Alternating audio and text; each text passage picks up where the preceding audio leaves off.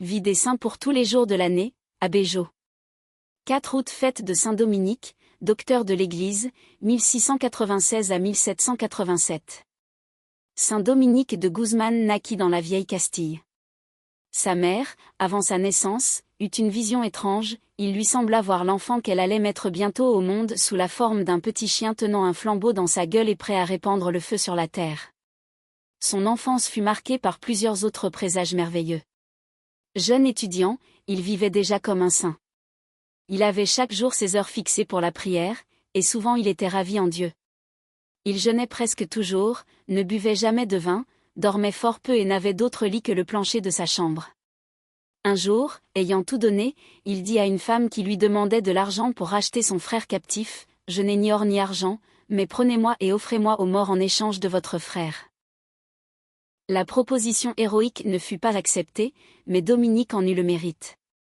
Dans une maladie très grave, causée par son travail et ses austérités, il fut guéri soudain par l'apparition de Saint Jacques le Majeur. Dominique, ayant dû venir en France avec son évêque, fut profondément touché du triste état auquel l'hérésie avait réduit les provinces du Midi et résolut de travailler dans ce pays au triomphe de la foi.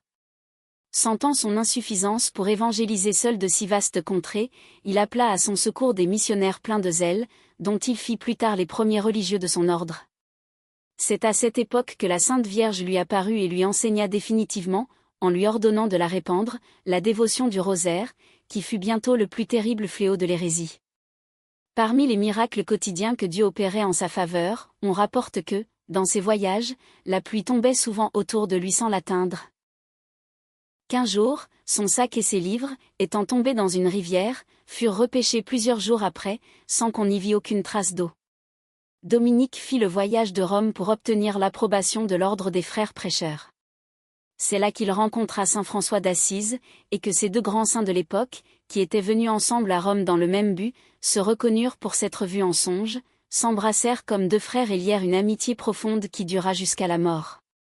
Dominique opérait une multitude de miracles, ressuscitait les morts, et se disait, le plus grand pécheur de l'univers. Pratique du jour. Ayez une grande dévotion au rosaire, et récitez-le chaque jour.